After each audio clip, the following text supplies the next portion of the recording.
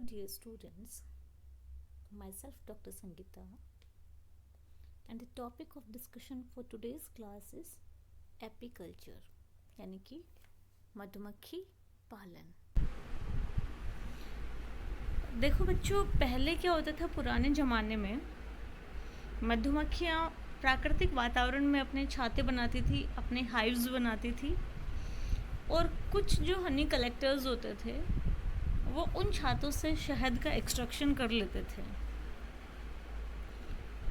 हनी जो है हमेशा से ही नेचुरल रेमेडीज़ में यूज़ होता रहा है। अलोंग विद टाइम हनी की डिमांड बढ़ती गई अलग अलग सेक्टर्स में। इसको ध्यान में रखते हुए लोगों ने नेचुरल एनवायरनमेंट में आर्टिफिशियल तरीके से मधुमक्खियों का पालन करने की टेक्निक के बारे में सोचा, जिसको हम कहते हैं एपीकल्चर, मधुमक्खी पालन। अगर आप देखें तो मधुमक्खी जो हैं, these are the most well known, popular and economically beneficial insects. Apiculture के लिए हम इन्हें कृत्रिम जो छाते हैं उनमें रखते हैं, और मधुमक्खियों से हमें बहुत तरह की सेवाएं दी जाती हैं। सबसे अच्छी सर्विस जो हनीबीज़ प्रोवाइड करती हैं, जनरली हम काउंट भी नहीं करते, दैट इज़ पॉलिनेशन। अगर इस एनवायरनमेंट से मधुमक्खियों को हटा दिया जाए तो हमें बहुत सारे फ्रूट्स, बहुत सारे सीड्स, बहुत सारे पौधों के ऊपर बीज आते हुए नहीं नज़र आएंगे। वजह क्या है? पॉलिनेशन नहीं हो पाएगा। मधुमक्खियाँ जब एक फ्लावर से दूसरे फ्लावर पे उड़ के जाती हैं तो वो अपनी पॉलन बास्केट में, अपनी जो पैरों पे, अपने विंग्स पे, अपनी रिमेनिंग बॉडी पे पॉलन ग्रेन्स चिपक जाते हैं उनके, और जब वो दूसरे फ्लावर पे जाके बैठती हैं तो पॉलन ग्रेन्स वहाँ झड़ जाते हैं।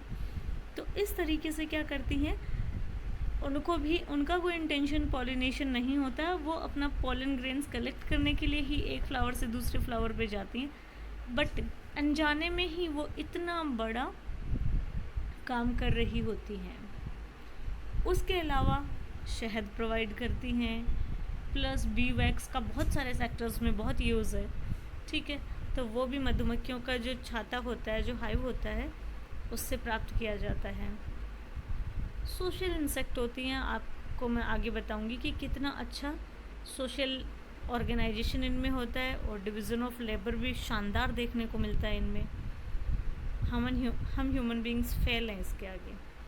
कंप्लीट वेजिटेरियन होती हैं, शुद्ध शाकाहारी प्राणी होती हैं, ठीक है। समूह में रहती हैं, ग्रुप में रहती हैं, कॉलोनीज़ में, अकेले रहना पसंद नहीं करती हैं। और इनके अंदर अगर अपन देखें तो यू सोशलिज्म पाया जाता है। ट्रू टाइप का जो सोशलाइजेशन है वो हनीबीज में देखने को मिलता है, यू सोशलिज्म। देन बात आती है कि क्लासिफिकेशन किस तरह से है साहब हनीबीज का। तो इसका फाइलम है आर्थ्रोपोडा, एज यू नो। सब फाइलम की बात करी जाए तो मैंडिबुलेटा, एंड क्लास अगर देखा जाए तो इंसेक्टा है। This class is very much of economic importance. सब क्लास को देखो तो इनमें विंग्स होते हैं, इसलिए ये टेरिगोटा में आती हैं। अगर इनके ऑर्डर की बात करें तो हाइमेनोप्टेरा है एंड जीनस एपिस है, और अगर स्पीसीज़ की देखें तो इसकी कई सारी स्पीसीज़ देखने को मिलती हैं। अगर अपन बात करें कि कॉमन स्पीसीज़ कौन कौन सी हैं, तो सबसे पहले आती है एपिस डॉर्सेटा। इसको रॉक बी भी कहते हैं, जो चट्टानों पे पाई जाने वाली बीज होती हैं। सबसे बड़ी मधुमक्खी होती है, माइग्रेटरी स्पीसीज़ है, यानी एक जगह टिक के नहीं रहती है, थोड़े थोड़े टाइम में अपनी जगह बदलती रहती है। 2 बार स्वार्मिंग करती है साल में, यानी कि 2 बार अपनी जगह बदलती है। सबसे पहले अगर अपन देखें समर्स के टाइम पे, जून से जुलाई में, ये पहाड़ियों की तरफ स्वार्म कर जाती है, यानी प्लेन से उड़ेगी और पहाड़ी क्षेत्रों में जाके अपने हाइव्स बना लेगी। सेकेंड टाइम स्वार्मिंग करती है विंटर्स में, जब हाई एल्टीट्यूड पे टेम्परेचर कम होने से ठंड बहुत ज़्यादा बढ़ जाती है, तो ये प्लेन्स में, मैदानों में लौट आती है। ये इसका सेकेंड माइग्रेशन है। अगर बात की जाए कि कितना शहद जो है इनके एक हाइव से मिल जाता होगा, तो ऑलमोस्ट 15 kg पर ईयर जो है ये शहद दे देती हैं। और ये किसी भी टाइप की मधुमक्खी जो है, अदर स्पीसीज जितनी भी हैं, उनमें सबसे ज़्यादा ईल्ड है। इससे ज़्यादा हनी कोई भी स्पीसीज नहीं देती है। बट प्रॉब्लम क्या है, डेंजरस होती है, इस कारण इनको आर्टिफिशियली जो है इनका कल्चर नहीं किया जा सकता है। Next species is Apis फ्लोरिया। इसको हम लिटिल बेबी कहते हैं, छोटी होती हैं साइज में। It is the smallest Indian bee, और छोटी छोटी कॉलोनीज बनाती है। और इससे अगर अपन देखें यील्ड की बात करें हनी की, तो बहुत ही कम मात्रा में हनी हमें प्राप्त होता है। Next species is Apis indica, और इसको इंडियन बी भी कहते हैं। हमारे यहाँ पे पाई जाने वाली ये सबसे कॉमन मधुमक्खी है। और अगर अपन बात करें एपीकल्चर की, तो it is the best Indian variety for bee keeping. सबसे अच्छे स्पीसीज़ है मधुमक्खी पालन के लिए, और नेचर में ना बहुत ज़्यादा खतरनाक होती है और ना बहुत ज़्यादा लेथार्जिक होती है। माइल्ड नेचर की हनी बी होती है, इरिटेट करने पे ही आपको हार्म पहुंचा सकती है। सबसे अच्छी बात है प्लेन्स में भी मिलती है और फॉरेस्ट में भी मिलती है। और अगर अपन एवरेज यील्ड की बात करें, तो 3 to 5 kg हनी पर कॉलोनी से एक साल में हमें मिल जाता है। जो लास्ट स्पीसीज़ है वो है एपिस मेलिफेरा। इसे यूरोपियन बी भी कहती हैं, और ये अपनी हैबिटेट्स इन सब चीज़ों में एपिस इंडिका के ही समान होती है। अब अपन बात करते हैं, हमने बात की इसमें यू सोशलाइजेशन पाया जाता है, ठीक है। तो सोसाइटी में अलग अलग कास्ट सिस्टम होता है। बिल्कुल हनी बीज में भी कास्ट सिस्टम देखने को हमें मिलता है। 3 टाइप्स ऑफ कास्ट होती हैं इनमें। एक होती है वर्कर क्लास, जो कि सारे काम करती है। एक होती है क्वीन, जो कि कॉलोनी बनाने का काम करती है। कॉलोनी बनाने से मेरा मतलब है न्यू ऑर्गेनिज्म को जन्म देना। एंड एक होता है मेल, जिसको हम कहते हैं ड्रोन। तो सबसे पहले तो अगर अपन कास्ट सिस्टम की इसमें बात करें, तो हनीबीज़ में के कास्ट सिस्टम में 2 तरह की तो फीमेल्स होती हैं, और एक टाइप का होता है मेल, जिसको हम कहते हैं ड्रोन। फीमेल्स जो 2 टाइप की हैं, उनमें एक होती है वर्कर और दूसरी होती है क्वीन। रानी मधुमक्खी का नाम आपने सुना होगा। डिफरेंसेस होते हैं जी इनमें। क्या डिफरेंसेस होते हैं? सबसे पहले तो बात आती है मेल जो होता है वो हैप्लॉइड होता है। फर्स्ट ईयर में आप लोगों ने पढ़ा था पार्थेनोजेनेसिस, एनिशेक जनन, और वहाँ पे आपने हनीबी के ड्रोन का एग्जाम्पल भी पढ़ा था।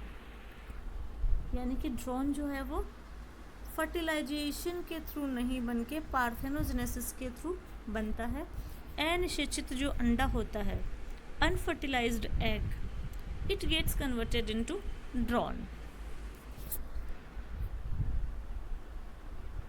जो दोनों फीमेल्स होती हैं वो डिप्लॉयड होती हैं, 2n होती हैं, ठीक है। यानी कि क्रोमोसोम्स के 2 सेट इनमें पाए जाते हैं। फिर डिफरेंस क्या होता है? एक वर्कर है और दूसरी क्वीन है। ऐसा क्यों? या तो सभी को वर्कर होना चाहिए था या सभी को क्वीन होना चाहिए था। This difference is caused by the diet which is given to the larvae during their development.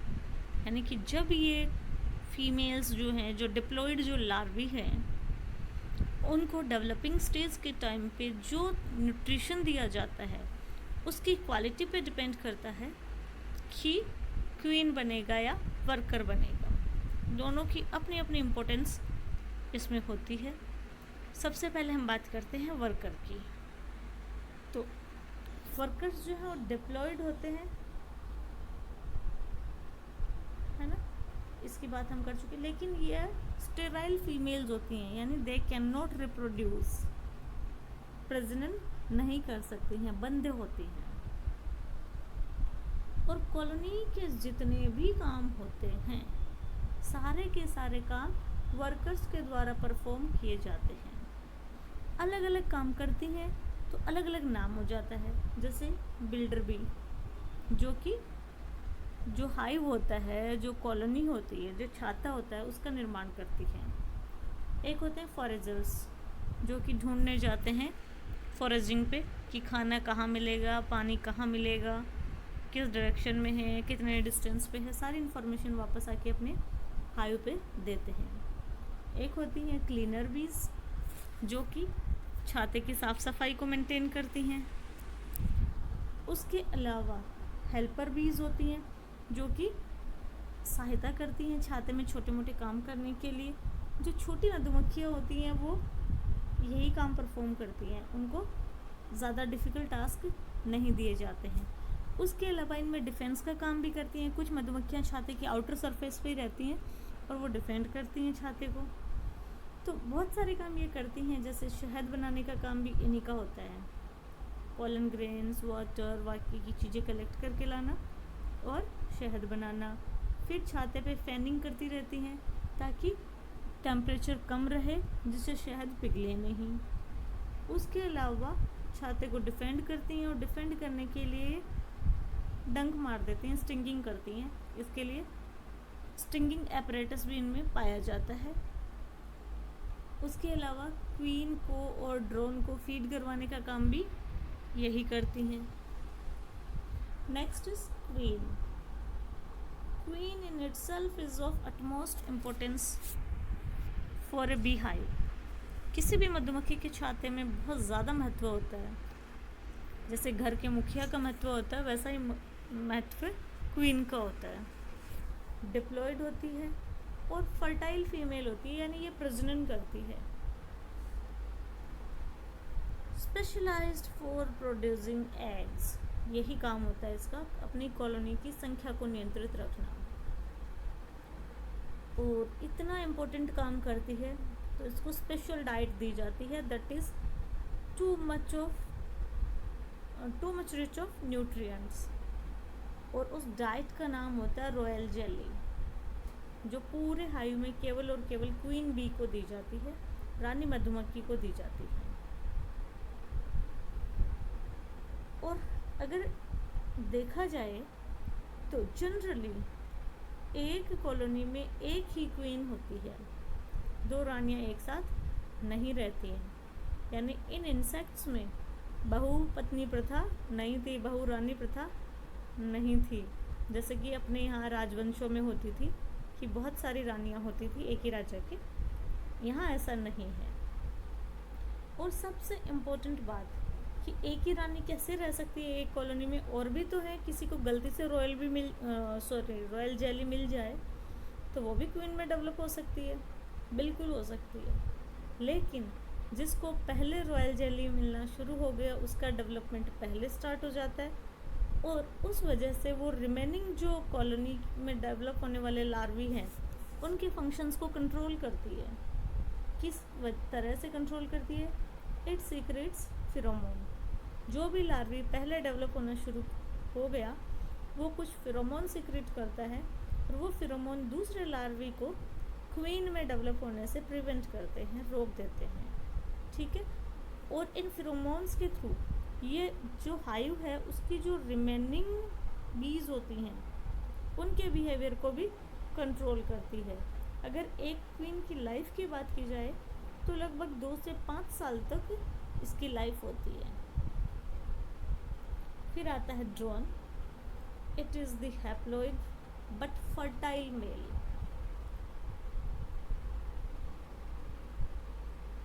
सिर्फ ब्रीडिंग सीजन्स के दौरान ही मेल जो है, ड्रोन्स जो हैं वो हाइव्स में पाए जाते हैं। उसके बाद इनको मार दिया जाता है या इनको डाइट देना बंद कर दिया जाता है। जब दोबारा ब्रीडिंग सीजन आता है तो क्वीन जो है पार्थेनोजेनेसिस से दोबारा ड्रोन्स बना लेती है और फिर फर्टिलाइजेशन से वर्कर बीज बन जाती हैं और कॉलोनी का जो पॉपुलेशन है वो मेंटेन रहता है। अगर बात की जाए तो ऑटम एंड विंटर सीजन में ड्रोन्स को एलिमिनेट कर दिया जाता है हाइव से, ताकि इनका अनावश्यक खर्चा वहन ना करना पड़े। अब हम बात करते हैं बी कीपिंग मेथड्स की। तो दो तरीके के मेथड यूज़ किए जाते हैं बी कीपिंग के।